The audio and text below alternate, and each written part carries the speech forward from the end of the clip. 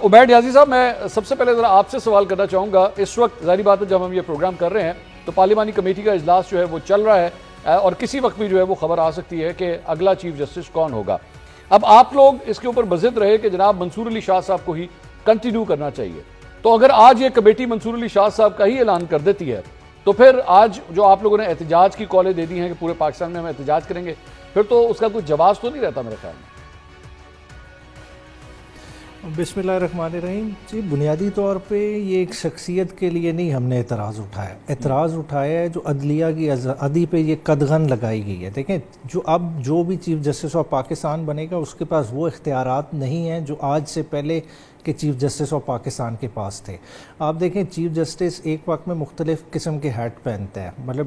Practice and procedure نے چلے تھوڑا سا رول ڈائلیوٹ کیا بینچ فارمیشن کے لحاظ سے، اس کے علاوہ جو ہے نا وہ لا اینڈ جسٹس کمیشن میں بھی بیٹھتے ہیں، سپریم جوڈیشل کاؤنسل کو بھی ہیڈ کرتے ہیں۔ انہوں نے اوور آل اس رول کو اس طرح سے مائلڈ کیا ہے کہ کانسٹیٹیوشنل کام سارا چیف جسٹس کی ڈومین سے نکال دینا ہے۔ بینچز ایسے بنیں گے، کانسٹیٹیوشنل بینچز جن کی پک اینڈ چوز ان کے بنائے ہوئے جو ہے نا جوڈیشل کمیشن کرے گا، اور نہ صرف وہ کرے گا، وہ اس کا ٹینیور بھی طے کرے گا اور تعداد بھی طے کرے گا، تو سارے معاملات ایک لٹیگنٹ کے حوالے سے ہو گئے۔ آپ اگر اس کو اس پرسپیکٹیو سے دیکھیں کہ بنیادی طور پہ 184(3) کے کیسز، آرٹیکل 199 کے کیسز کس کے اگینسٹ ہوتے ہیں؟ وہ سرکار کے اگینسٹ ہوتے ہیں، اور اگر سرکار نے ہی ڈیسائیڈ کرنا ہے کہ اس کے کیسز کون سنے گا تو پھر کس قسم کا انصاف ہوگا؟ ساتھ ہی ساتھ دیکھیں، کبھی آپ نے دیکھا ہے کہ ایک جج کسی قیدی کو سزائے موت سنا دے اور بعد میں آپ اسی قیدی کو کہیں کہ اب آپ جج کے بارے میں رپورٹ رکھو، پرفارمنس ایویلیویشن بھی آپ نے ہی کرنی ہے اور کیسز بھی وہ ججز آپ کے خلاف سنے، تو پھر یہ ججز کی جو انڈیپینڈنس ہے وہ کمپرومائز ہوتی ہے۔ تو اس پروسیس سے جو بھی سی جے پی آئے